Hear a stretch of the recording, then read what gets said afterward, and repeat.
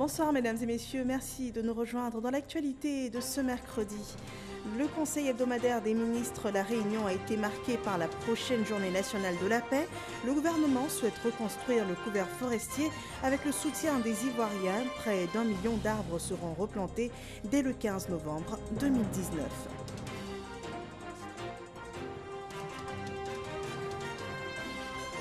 Adoption de 5 projets de loi par la Commission des affaires économiques et sociales de l'Assemblée nationale. Les textes portent entre autres sur l'instauration d'une taxe de soutien au développement de l'activité de raffinage, la régulation des marchés publics, mais aussi les avantages fiscaux pour la réalisation de l'Université de San Pedro. Il sera aussi question dans ce journal de cet investissement d'un peu plus de 43 milliards de francs CFA pour l'exécution du programme d'appui au développement des filières agricoles. Un programme démarré en 2017 dont les activités ont été lancées officiellement récemment à Korogo. Bienvenue dans ce 23h. Ce mercredi s'est tenu sous la présidence du chef de l'État Alassane Ouattara le Conseil gouvernemental hebdomadaire, une réunion ponctuée par l'organisation des activités de la prochaine journée nationale de la paix. Une vaste opération de reboisement est prévue démarrer le 15 novembre 2019. Plus d'1 million d'arbres seront replantés à cette occasion, suivant le compte-rendu de la réunion avec Viviane Aïma. Dans le cadre de la lutte contre la déforestation, le Conseil des ministres réuni ce mercredi 6 novembre sous la présidence du chef de l'État, le président Alassane Ouattara, vient de lancer une grande opération de planting d'arbres qui démarre ce 15 novembre 2019, journée nationale de la paix. Le Conseil a adopté une communication relative à l'organisation d'une opération de reboisement dénommée Un jour, 1 million d'arbres sur l'ensemble du territoire national. Cette opération de grande envergure consiste à planter 1 million d'arbres dans les espaces urbains et ruraux de tout le pays au cours de la journée de la paix, le 15 novembre 2019.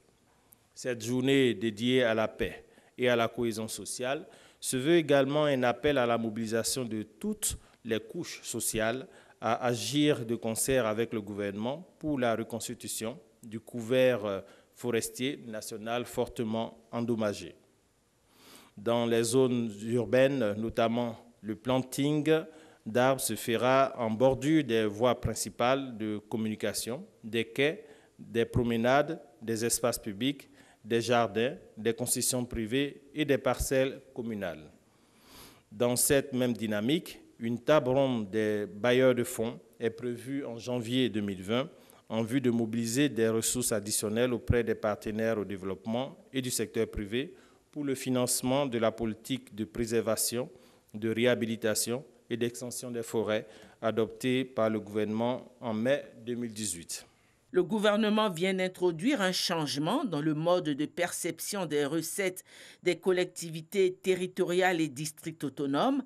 La perception des recettes se fera désormais par voie électronique. Ce décret institue une plateforme technologique de recouvrement des recettes propres des collectivités territoriales et des districts autonomes.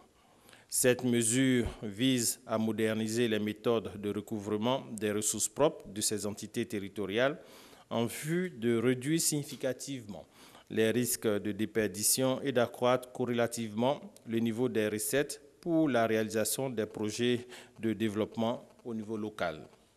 Ainsi, tous les contribuables soumis à la fiscalité locale et dont l'activité économique s'exerce sur le périmètre de la collectivité territoriale ou du district autonome sont tenus d'utiliser cette plateforme pour s'acquitter de leurs dettes fiscales. Concernant le paysage audiovisuel en Côte d'Ivoire, le Conseil des ministres a adopté ce mercredi par décret le cahier de charges précisant les attributions de la société IDT, ivoirienne de diffusion. La société IDT a été créée en 2017 dans le cadre du processus de migration de la Côte d'Ivoire vers la télévision numérique terrestre. Ce décret précise les obligations générales et spécifiques de la société IDT en sa qualité de service public chargé d'assurer la diffusion des programmes radiophoniques et télévisuels de tous les éditeurs de programmes audiovisuels opérant sur le territoire national. Le Conseil des ministres a par ailleurs été informé de la participation du président de la République Alassane Ouattara au sommet extraordinaire de la CEDEAO ce vendredi 8 novembre à Niamey au Niger. Avant de poursuivre ce journal, je vous donne lecture de ces 3 télégrammes reçus de la présidence de la République. Le premier écrit à son Excellence M. Ibrahim Boubacar Keïta, président de la République du Mali. Monsieur le Président et chers frères, j'ai appris avec une vive émotion la triste nouvelle de l'attaque meurtrière perpétrée le vendredi 1er novembre 2019 contre une position des forces armées maliennes à Indélimane, faisant 54 morts, dont un civil et de nombreux blessés et d'importants dégâts matériels. Le gouvernement ivoirien condamne cet acte odieux et barbare qu'aucune cause ou idéologie ne saurait justifier et vous renouvelle son soutien total dans votre combat contre le terrorisme. Et en ces instants tragiques, je voudrais au nom du peuple et du gouvernement ivoirien et en mon nom propre adresser à vous-même et au peuple frère du Mali ma solidarité tout en vous priant de transmettre mes sincères condoléances aux familles endeuillées ainsi que mes vœux de réconfort et de prompt rétablissement aux blessés. Très haute et fraternelle considération à Alassane Ouattara, président de la République de Côte d'Ivoire. Le second télégramme adressé à son Excellence M. Mamadou Issoufou, président de la République du Niger.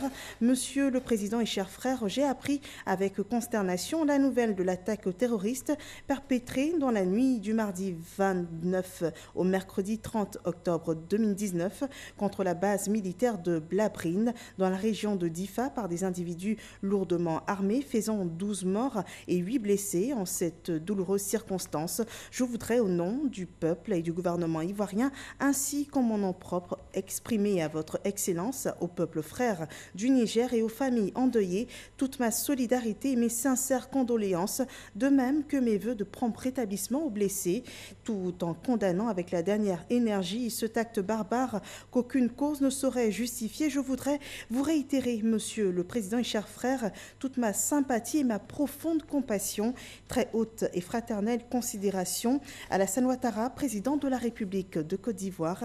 Et ce troisième et dernier télégramme à son Excellence Monsieur Paul Biya, président de la République du Cameroun. Monsieur le Président et chers frères, c'est avec une grande tristesse que j'ai appris la tragique nouvelle du glissement de terrain survenu à Bafoussam dans la nuit du lundi 28 au mardi 29 octobre 2019, occasionnant plus de 43 morts et la disparition de plus d'une cinquantaine de personnes. En cette pénible circonstance, le peuple et le gouvernement ivoirien se joignent à moi pour adresser à vous-même et au peuple frère du Cameroun notre profonde compassion et notre solidarité. Je vous prie, votre Excellence, de bien vouloir transmettre aux familles endeuillées mes condoléances les plus attristées et mes vœux de prompt rétablissement aux blessés. Très haute et fraternelle considération. Il s'est signé encore Alassane Ouattara, président de la République de Côte d'Ivoire. Nous poursuivons ce journal avec cette information. Le vice-président de la République est de retour sur le sol ivoirien après un séjour au Népal. Il a participé au 6e rassemblement mondial du mouvement Sun sur le thème « Investir dans la nutrition pour le développement durable ». Daniel Kalbondankan nous rend compte de sa mission dans cet élément que je vous invite à suivre attentivement. Le dernier sommet du mouvement Sun ici en Côte d'Ivoire, il y a 2 ans, novembre 2017. Et il fallait passer le flambeau. Donc, au niveau pays Sun, qui organisait le sommet, donc c'est le Népal à Katmandou, où nous avons vu à peu près 1200 personnes qui sont donc rassemblées. Là-bas, avec plus de 70 pays qui étaient à ce rendez-vous. Et il s'agissait effectivement de faire au point la situation du mouvement Sun, à la fois au niveau des engagements donc antérieurs qui ont donc été pris, les réalisations qui ont eu lieu, notamment après la rencontre du groupe LEAD qui a eu lieu à New York en septembre dernier, et voir surtout les perspectives pour 2021-2025, pour la rencontre qui va avoir lieu, le sommet qui va avoir lieu à Tokyo en fin d'année 2020. Donc il y a eu plusieurs réunions, à la fois au niveau du groupe LEAD, mais aussi avec le comité exécutif du mouvement Sun. Et nous avons eu plusieurs panels et aussi plusieurs rencontres avec les partenaires au développement pour voir comment financer les programmes au niveau de la Côte d'Ivoire, mais aussi avec les autres pays de la sous-région. Dans le cas du CERFAM, est installé ici en Côte d'Ivoire Et nous avons eu d'excellentes rencontres avec ces bailleurs de fonds. Série d'audiences au siège de la commission électorale indépendante se sont succédés récemment la représentante spéciale du président de la commission de l'Union africaine en Côte d'Ivoire, le président de la commission électorale nationale indépendante du Burkina Faso et aussi le conseiller spécial Afrique de la fondation Kofi Annan. Ces personnalités se sont entretenues avec le président de la CEI, Ibrahim Coulibaly Kuibière. Ces partenaires internationaux se préoccupent des prochaines échéances électorales en Côte d'Ivoire. Le compte-rendu des échanges par Moussa Konaté. Le président de la Commission électorale nationale indépendante du Burkina Faso, reçu par son homologue de la Côte d'Ivoire, Newton Barry et Ibrahim Coulibaly Kuibié, ont échangé sur la collaboration entre les deux institutions. Le Burkina, comme la Côte d'Ivoire, on va organiser des élections capitales en 2020. Et vous savez qu'au sein de la CEDEAO, notamment au niveau du réseau des commissions électorales, la CEDEAO, le RESAO, nous avons institué des concertations, un processus de mutualisation dans le cadre du processus électoral. C'est un pays frère, le Burkina Faso, et c'est un honneur de recevoir Monsieur le Président de la CENI ici. Et on a échangé. Et vous savez, en cette matière, on a besoin d'expérience. On a besoin de partager nos compétences. Autre personnalité rencontrée, la représentante spéciale du président de la Commission de l'Union africaine en Côte d'Ivoire et le conseiller spécial Afrique de la Fondation Kofi Annan. Les échanges ont porté sur le processus électoral. Nous avons échangé sur ce que la Fondation Kofi Annan pourrait apporter au processus qu'il dirige et dans lequel ce grand et beau pays est engagé. Je partageais avec lui et avec ses collaborateurs les différents niveaux d'intérêt et les différentes possibilités.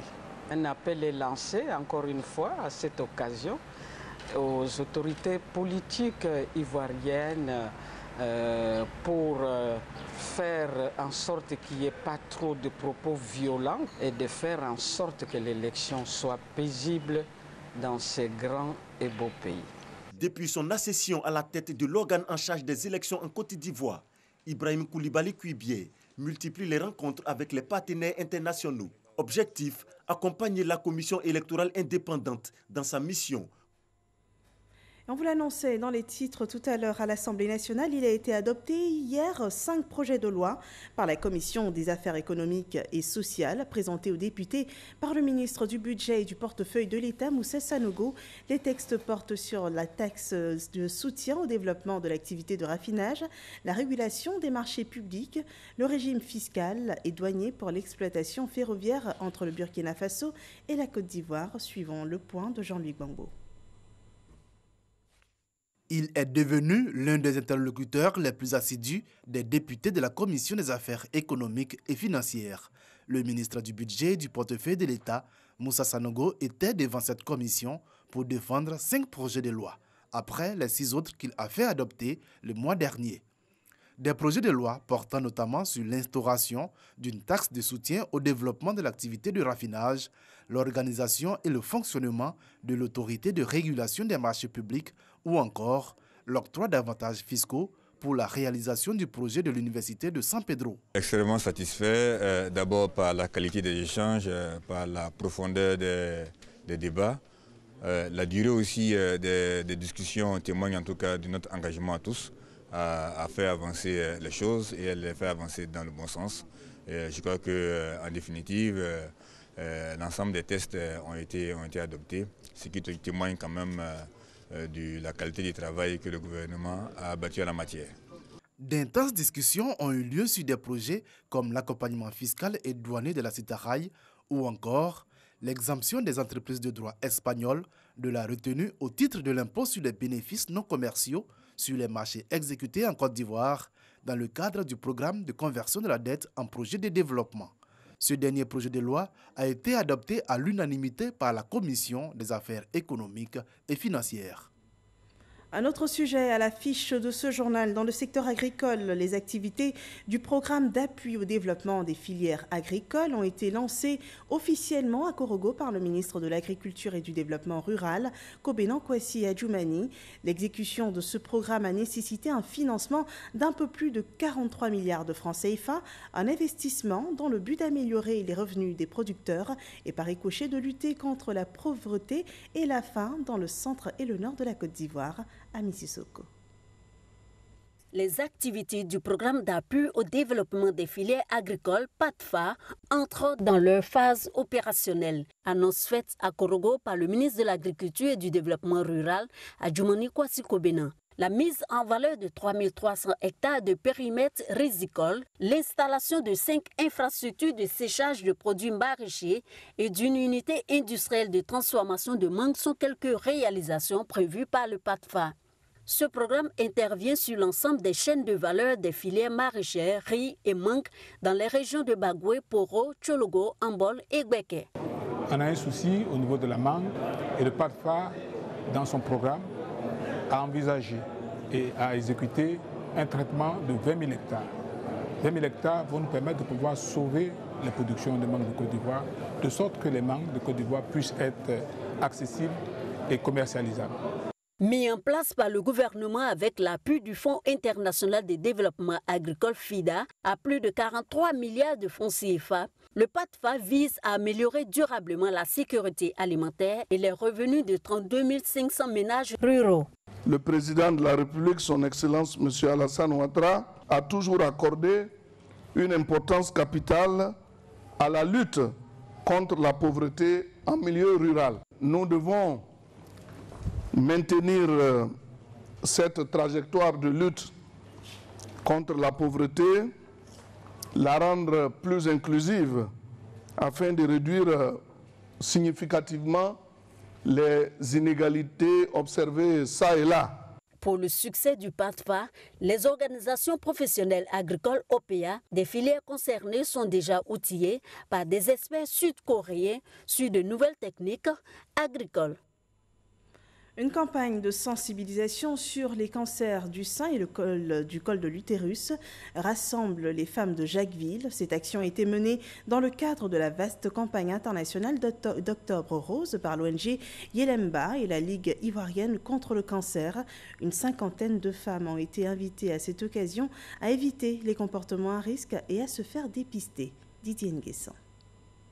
Lutter contre les cancers du sein et du col de l'utérus par la sensibilisation. Une action commune de l'ONG Yelenba et la Ligue ivoirienne contre le cancer. Les deux partenaires étaient présents à Jacquesville, dans le village d'Adoumangan, à l'occasion de la campagne Octobre Rose. Ce médecin oncologue explique aux femmes les symptômes, les voies de contamination et la manifestation des deux cancers. Nous avons demandé aux femmes de pratiquer la méthode de l'autopalpation, de l'auto-examen et une fois dans l'année de faire une consultation au centre de santé. Et pour les femmes qui ont au-delà de 45 ans, de faire une mammographie de dépistage. Il faut avoir une bonne habitude de vie, il faut éviter la sédentarité, il faut faire du sport, il faut avoir une bonne alimentation. La responsable de l'ONG et les femmes sensibilisées sont unanimes sur l'importance de la détection précoce du cancer qui aide à mieux prévenir cette maladie. Il a été très important pour nous d'être avec les femmes d'Adoumangan pour pouvoir les sensibiliser sur le cancer du sein. Mais pas seulement le cancer du sein, aussi le cancer du col de l'utérus, qui est aussi un cancer qui tue énormément de femmes en Côte d'Ivoire. La sensibilisation est importante parce que l'ignorance, plus que toute autre chose, c'est ça qui tue. Les femmes d'Adoumangan avaient besoin de cette campagne. En fait, l'ignorance tue. Au sortir de cette sensibilisation, nous avons pris conscience qu'il est indispensable de faire le dépistage du cancer. Outre les rapports sexuels précoces chez la jeune fille, des signes cliniques, notamment l'écoulement anormal de sang, sont des alertes et facteurs d'apparition du cancer. Prenons à présent la direction de Cape Town en Afrique du Sud où la Côte d'Ivoire prend part depuis ce début de semaine au rendez-vous africain du pétrole. Ce mercredi, le potentiel gazier et pétrolier ivoirien a été exposé aux différents panels. L'objectif, c'est d'attirer des investisseurs pétroliers. Le point de l'action ivoirienne se jouera à Cape Town par notre envoyé spécial Alexis Ouedraogo. La Côte d'Ivoire a l'honneur ce mercredi au roadshow des pays et l'affiche complète. Tour à tour, au pupitre, les experts déroulent le potentiel gazier et pétrolier ivoirien. La Côte d'Ivoire est un pays qui produit le pétrole depuis longtemps. Malgré cela, il y a encore beaucoup de potentiel à exploiter. Donc nous sommes venus ici pour montrer ce potentiel-là aux investisseurs, à ceux qui sont déjà avec nous, pour leur dire qu'il y a encore plus à voir, et à d'autres qu'on invite à venir voir les blocs. Donc là, on a 18 blocs qui sont ouverts sur l'ensemble du bassin sédimentaire et on en a choisi 5 pour servir de fer de lance à la campagne que nous sommes venus faire parce qu'on pense que ces 5-là vont créer une opportunité directe et avec un retour sur investissement rapide pour les opérateurs. Au terme du panel sur le stand ivoirien, la mobilisation, elle, réjouit les participants. Nous sommes là pour accueillir les investisseurs du domaine pétrolier et nous sommes très satisfaits compte tenu de l'engouement et de la qualité des échanges et nous pensons que l'avenir est très prometteur. On a senti l'engouement des uns et des autres et on espère que dans les 3 mois, 4 mois, on pourra signer beaucoup de contrats comme en 2017 où en 1 an, on a signé 13 contrats, soit un contrat par mois. On n'est pas satisfait. On a eu plein de monde dans la salle. Et les présentations se sont bien déroulées. Les gens étaient vraiment accrochés aux présentations. Et donc on pense qu'on a, je ne pense pas, on a atteint l'objectif et vraiment on est satisfait de ce qui s'est passé. Une conférence de presse ouverte aux médias internationaux aura permis par la suite de poursuivre la promotion de la destination Côte d'Ivoire. Et la Côte d'Ivoire est aussi représentée à Paris au salon Batimat. La 30e édition de ce rendez-vous mondial du bâtiment enregistre une centaine de panels qui réunissent des décideurs et professionnels du monde du bâtiment. Et l'un de ces panels était d'ailleurs axé sur les défis de la ville africaine de demain. La délégation ivoirienne conduite par le ministre de la Construction et du Logement et de l'Urbanisme y a pris part aux côtés d'autres pays africains comme le Sénégal ou encore le Cameroun. Les problématiques du développement des villes en Afrique y ont été relevées ainsi que des propositions de solutions pour faire d'elles des villes durables. Le compte-rendu de notre envoyé spécial à Paris, Cheikh Koné.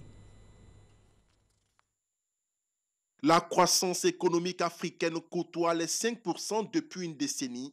Les premières victimes de cette performance sont les villes africaines qui enregistrent des croissances démographiques records, confrontant ainsi le gouvernement à une multitude de défis en matière de leur développement. La durabilité des villes africaines est donc à ce jour le défi majeur, surtout qu'elle passe nécessairement par une bonne planification urbaine. Ce colloque international a été l'occasion pour les décideurs et professionnels de la ville et du bâtiment de faire des propositions. Une ville, ça obéit à un certain nombre de caractéristiques bien précises. Vous devez avoir une planification urbaine. Il faut de la verticalité pour éviter que la ville s'étende trop. Une fois qu'on a mis en place tous ces fondamentaux-là, comment est-ce que nous donnons maintenant une certaine valeur à nos villes? C'est justement en y mettant donc maintenant ces aspects culturels, ces aspects environnementaux qui nous sont propres en fait à nos villes africaines. Les faiblesses dans la planification urbaine sont un handicap qu'ont en commun la quasi-totalité des principales villes africaines. Bruno Koné a pour sa part insisté sur la valorisation du foncier, mais surtout se doter d'un cadre unique de référence qui débouchera sur une réglementation claire de la planification. Nous avons essayé de mettre en avant l'aspect planification de nos villes, qui est souvent quelque chose qui manque. Donc dans toutes nos villes, nous avons désormais, dans toutes nos grandes villes, puisque nous l'avons fait aujourd'hui à l'échelle des chefs-lieux de région et des chefs-lieux de district, Abidjan et Yamoussoukro, nous avons des schémas directeurs d'urbanisme sur 10 ans, sur 20 ans. Par ailleurs, le ministre ivoirien a évoqué le phénomène de l'étalement urbain qui consiste en la progression des surfaces urbanisées sur la périphérie des villes. L'étalement urbain coûte cher aux particuliers, au niveau du transport, au niveau du temps qu'il faut pour accéder à certains équipements publics, etc. etc. Mais cet étalement coûte cher également aux États. Il faut construire des réseaux, il faut construire des réseaux d'assainissement. Donc c'est beaucoup d'argent que nous dépensons là où nous aurions pu faire des économies. Selon le Bureau mondial d'analyse économique Oxford Economics, les grandes villes africaines contribuent à hauteur de 350 000 milliards de francs CFA du PIB du continent. Ce chiffre atteindra les 850 000 milliards de francs CFA en 2030. Une bonne planification urbaine s'impose donc pour maintenir ce niveau de contribution à la richesse continentale. À quelques jours de la Journée nationale de la paix, le Conseil national de la jeunesse lance la caravane de la paix.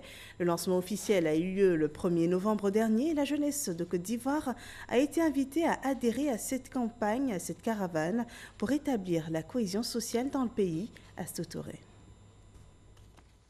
Jeunes et engagés pour la paix et la cohésion sociale dans mon pays. C'est le thème de cette caravane initiée par le Conseil national des jeunes de Côte d'Ivoire. Environ 500 jeunes issus des fêtières de jeunesse ont pris part à cette rencontre dont l'objectif est de promouvoir la paix et la cohésion sociale en Côte d'Ivoire. Pour cela, 6 000 jeunes seront sensibilisés et formés aux idéaux de paix, de développement et de cohésion sociale. Des comités locaux des jeunesses également seront constitués. C'est une initiative des leaders de jeunesse de Côte d'Ivoire pour apporter leur contribution à la consolidation de la paix et à la cohésion sociale en Côte d'Ivoire. Cette caravane permettra d'aller dans les 108 départements de Côte d'Ivoire et les 13 communes d'Abidjan à l'effet d'amener les jeunes Ivoiriens à être des gardiens de la paix et à être des vigiles de la paix et de la cohésion sociale. Parrain de la caravane de la paix, Mamadou Touré, ministre de la promotion de la jeunesse et de l'emploi des jeunes, a encouragé ses filleuls à l'union et la fraternité. Pour qu'ils soient plus inclusifs et représentatifs, une réforme du Conseil des jeunes est aussi annoncée. Et nous avons décidé que les présidents des fêtières soient vice-présidents du Conseil national de la jeunesse. Il y aura à peu près, ce que vous avez arrêté, 14 vice-présidents. Tous les présidents des fêtières seront vice-présidents du Conseil national de la jeunesse. Les présidents des fêtières qui ont plus de 35 ans vont désigner des membres de leur bureau qui respectent quand même la limite d'âge de 35 ans en qualité de vice-président du Conseil national de la jeunesse. Je souhaitais aussi que les jeunesses des partis politiques, qu'ils soient de l'opposition ou du pouvoir, aient 2 vice-présidences au sein du Conseil national de la jeunesse. Pour l'autonomisation et l'insertion des jeunes, Mamadou Touré n'a pas manqué l'occasion de les exhorter à s'inscrire au guichet emploi. Tous les jours, dans nos propos comme dans nos actes, que nous jeunes ne soyons pas les acteurs du trésor dans notre pays, mais plutôt des artisans de la paix. 500 000 opportunités d'emploi. Sur les 500 000, c'est 346 000 opportunités que nous avons pu mobiliser à date. L'ensemble des programmes s'adresse à l'ensemble des jeunes de Côte d'Ivoire, sans distinction d'appartenance politique, ethnique et autre. Créé en 2017 sous la tutelle du ministère de la Promotion de la Jeunesse et de l'Emploi des Jeunes, le Conseil national des jeunes de Côte d'Ivoire, CNJCI, œuvre pour la promotion du bien-être et l'insertion des jeunes du Côte d'Ivoire. La page noire de ce journal annonce le décès du Béninois Albert Thévaudrey.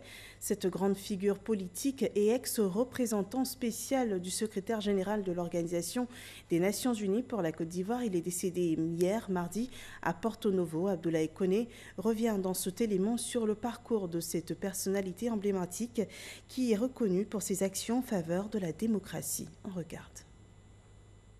Professeur, intellectuel et homme politique, Albert Thévaudrey était aussi un homme de médiation. L'ancien représentant spécial en Côte d'Ivoire du secrétaire général des Nations Unies, sous Kofi Annan, de 2003 à 2005, a tiré sa révérence ce mardi dans une clinique de Porto Novo à quelques jours de ses 90 ans. Né le 10 novembre 1929 dans une famille de 7 enfants à Porto Novo, Albert Thévaudrey suit une formation dans les établissements catholiques avant de s'envoler pour Dakar au Sénégal et la France où il suit des études de lettres et d'histoire. Sa riche carrière internationale témoigne de l'homme qu'il fut d'abord pour le Bénin, mais surtout pour le continent africain. En 1961, il entame sa carrière internationale en devenant secrétaire général de l'Union africaine et malgache. Albert Thévaudrey part ensuite aux États-Unis, à Harvard, où il intègre le Bureau international du travail, BIT, dont il devient le coordinateur régional pour l'Afrique en 1966 et directeur général adjoint en 1974. L'homme connaissait parfaitement la scène politique béninoise, dont il est le père de la transition démocratique qui débouchera sur le multipartisme. Candidat à la présidentielle de mars 1991, il arrive en 3e position, derrière Mathieu Kérékou et Nissophore Soglo. Après s'être rallié à la candidature de Mathieu Kérékou à la présidentielle de 1996, il deviendra ministre au plan et à la restructuration économique de 1996 à 1999. Nommé en 2003 au poste de représentant spécial en Côte d'Ivoire du secrétaire général des Nations Unies, Kofi Annan, il a assisté les protagonistes de la crise en Côte d'Ivoire dans le cadre des stratégies de mise en application des accords de Kléber, dit aussi de l'INAS Marcoussis. Docteur en sciences économiques et sociales, Albert Thévaudrey était aussi un homme de culture. Il est l'auteur de plusieurs ouvrages, dont La pauvreté, richesse des peuples, un ouvrage préfacé par Jan Tinbergen, prix Nobel des sciences économiques en 1969. Ce journal s'achève ainsi. Je vous retrouve demain avec, je l'espère, de très bonnes nouvelles du monde. Bonne soirée chez vous.